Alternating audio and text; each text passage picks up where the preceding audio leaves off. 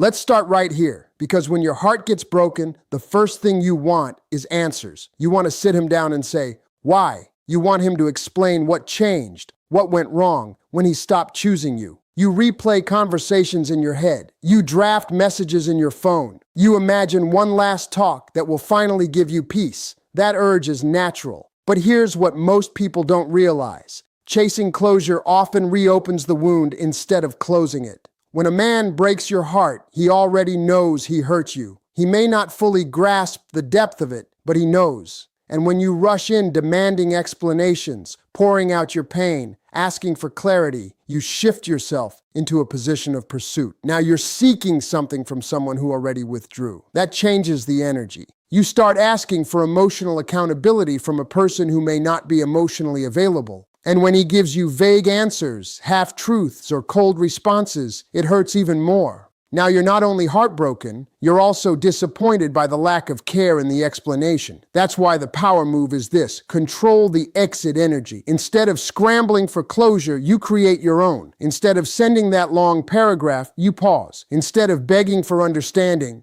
you breathe. You tell yourself, if he wanted to explain, he would. And then you move with dignity. You don't block him in rage. You don't post dramatic messages. You don't announce your departure like it's a performance. You quietly step back. You reduce access. You protect your peace. That calm exit does something powerful. It leaves him without a final emotional scene to justify his behavior against. There's no explosive fight he can point to and say, that's why it ended. There's no dramatic meltdown he can use to feel relieved. Instead, there's just your quiet absence. And absence creates reflection. When you leave with chaos, he focuses on the chaos. When you leave with composure, he focuses on the loss. That's the difference. Controlling your exit energy doesn't mean you don't feel pain. It means you refuse to let pain dictate your posture. You can cry in private. You can grieve with your friends. You can process deeply. But when it comes to him, you show strength. Because the way you walk away teaches people how valuable you were. If you exit begging, it feels like desperation. If you exit blaming, it feels like bitterness. But if you exit steady, calm, and self-assured, it feels like strength. And strength lingers in a man's mind long after emotion fades. You don't chase closure. You become it, and that's how you turn the tables. Now, after you control your exit energy, the next thing you have to decide is what you're going to do with the pain. Because heartbreak gives you two options. You can let it shrink you, or you can let it shape you. Most people collapse first. They lose motivation. They replay memories. They check social media. They sit in the "why wasn't I enough" question for weeks. And I understand that. When someone you cared about chooses to walk away or mishandles your heart, it shakes your confidence. It makes you question your value. But here's where the tables begin to turn. You stop asking, "Why did this happen to me?" and start asking, "Who am I becoming because of this?" That shift is everything. Pain is energy, and energy has to go somewhere. If you don't direct it, it turns into overthinking, insecurity, and obsession. But if you discipline it, it turns into drive. Instead of stalking his page, you start working on your body. Instead of rereading old messages, you start reading books that build your mind. Instead of waiting for him to feel regret, you start building a life that feels exciting again. You redirect the focus, and when you redirect the focus, something powerful happens. Your confidence begins to return. Not because he came back, not because he apologized, but because you prove to yourself that you can grow through pain instead of drowning in it. That's attractive, not just to him, to everyone. When a man expects you to fall apart and instead sees you glowing differently, standing straighter, speaking calmer, moving with purpose, it disrupts his expectations.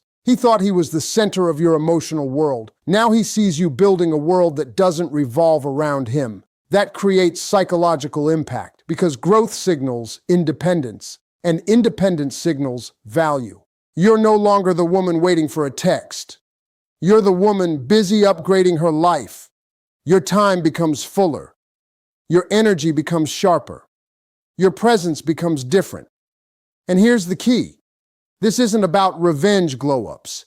It's not about posting pictures to make him jealous. That's still centered on him. Real elevation is quiet. It's consistent. It's internal before it's external.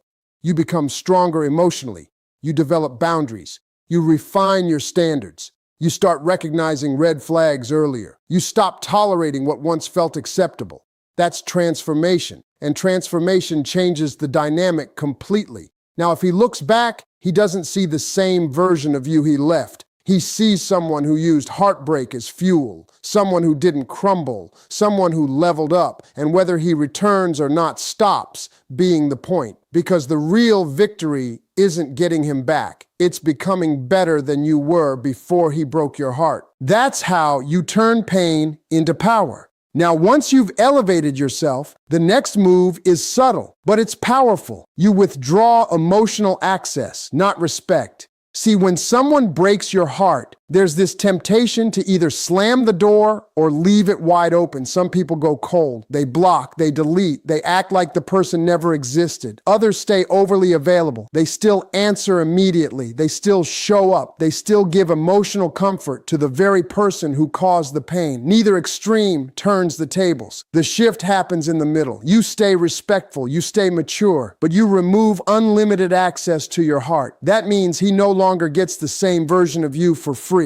If he texts, you don't rush. If he calls, you don't drop everything. If he wants emotional reassurance, you don't provide it automatically. Your warmth becomes measured. Your vulnerability becomes earned again. And that difference is felt. Because when you were fully invested, he had direct access to your emotions. He knew you cared deeply. He knew you were present. And when someone has consistent access, they sometimes forget its value. But when that access changes, when the emotional door is no longer wide open, awareness kicks in. He starts noticing that conversations are shorter. He starts noticing that you're not leaning in the same way. He feels that your energy is different, not angry, not dramatic, just controlled. That controlled distance creates contrast, and contrast creates realization. Now understand this clearly. You're not punishing him, you're protecting yourself. There's a difference. Punishment is about making someone suffer. Protection is about guarding your peace. When someone mishandles your heart, the mature response isn't revenge, it's recalibration. You reassess how much access they deserve. You reassess how much emotional effort you're willing to invest. You reassess whether their actions align with your standards. And here's what's powerful about this.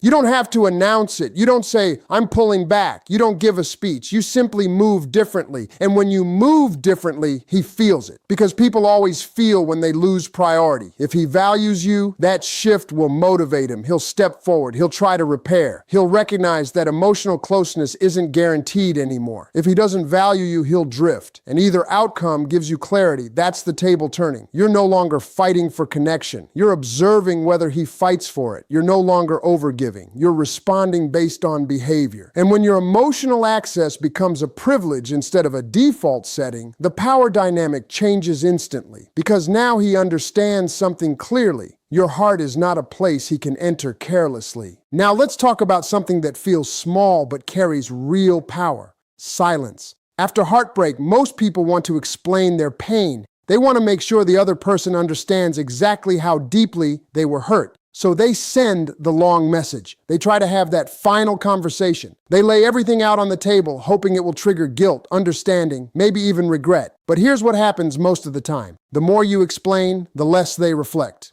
When you keep talking, they stay in defense mode. They justify, they minimize, they shift blame. The conversation becomes about protecting their ego instead of examining their behavior. Silence does something different. Silence removes the distraction. When you stop explaining, stop defending, stop arguing, you take away the emotional noise. And when the noise is gone, all that's left is reality. He's left alone with his decision. He's left alone with the memory of how you treated him.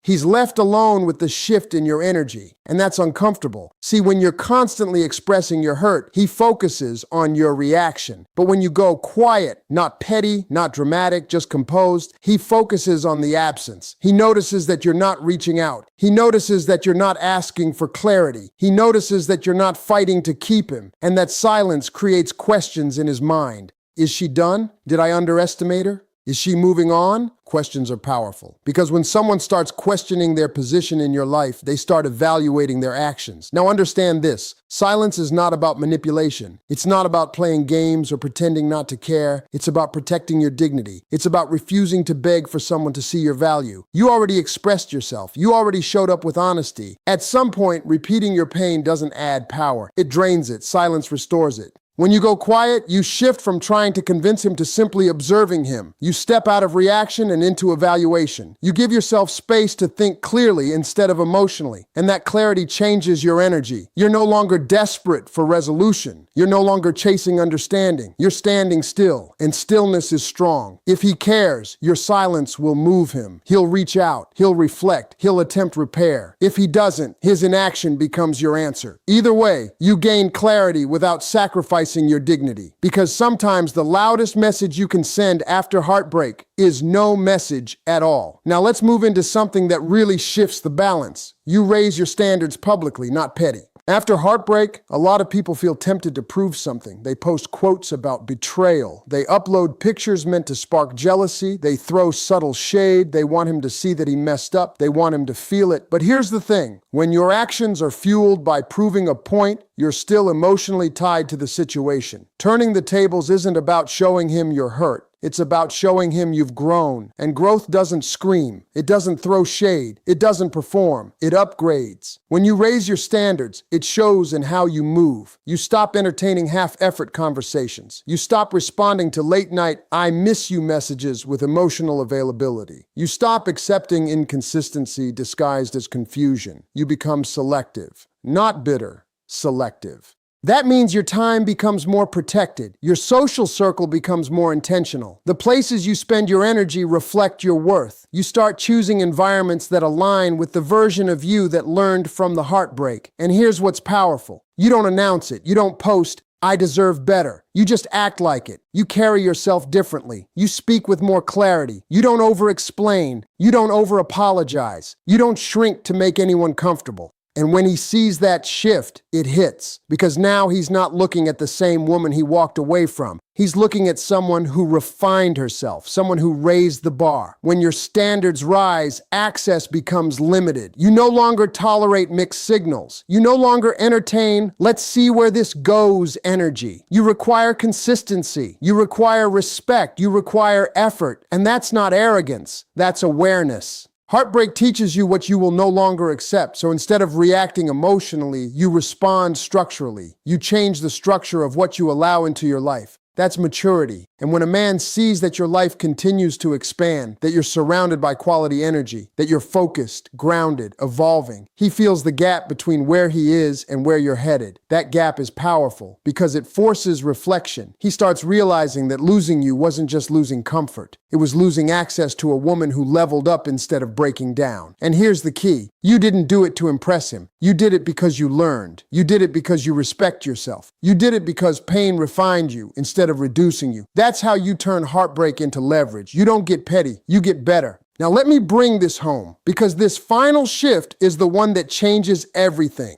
You choose yourself so completely that the outcome no longer controls you. When your heart gets broken, there's a hidden desire most people won't admit. A part of you wants him to regret it. You want him to wake up one day and realize what he lost. You want that moment where he reaches out and says, "I made a mistake." And I understand that feeling. But the moment your peace depends on his regret, you're still emotionally tied to him. Turning the tables isn't about waiting for him to feel the loss. It's about you no longer needing him to. When you truly choose yourself, your energy changes. You're not secretly hoping he comes back. You're not analyzing every move he makes. You're not checking for signs. You're building, living, growing. You detach from the outcome. And detachment is powerful. Because when you stop trying to control whether he misses you, whether he comes back, whether he apologizes, you free yourself. Your mood is no longer dictated by his silence. Your confidence is no longer tied to his validation. You become steady, You wake up focused on your life. You make decisions based on your growth. You invest in what feeds you, not what drains you. And here's the ironic part. When you genuinely let go of needing him to feel the loss, that's often when he starts to. Because now he senses the shift. There's no emotional pull from you anymore. No invisible thread keeping you tied to his actions. You're not reacting. You're not reaching. You're not waiting. You're moving. And movement creates distance. Distance creates clarity. He begins to realize that you're no longer emotionally available in the same way, that your attention is no longer his by default, that the version of you he once had access to isn't standing still hoping. You chose yourself. That choice radiates. It shows in how you speak, in how you walk, in what you tolerate, in what you ignore, in what you pursue. You don't need revenge. You don't need validation. You don't need to prove your worth. You simply know it. And when a woman knows her worth without needing it confirmed, she becomes untouchable. Now, whether he comes back or not becomes irrelevant, because the real victory isn't turning the tables to make him feel small. The real victory is turning the tables so you feel strong. And when you choose yourself without hesitation, the power is already yours.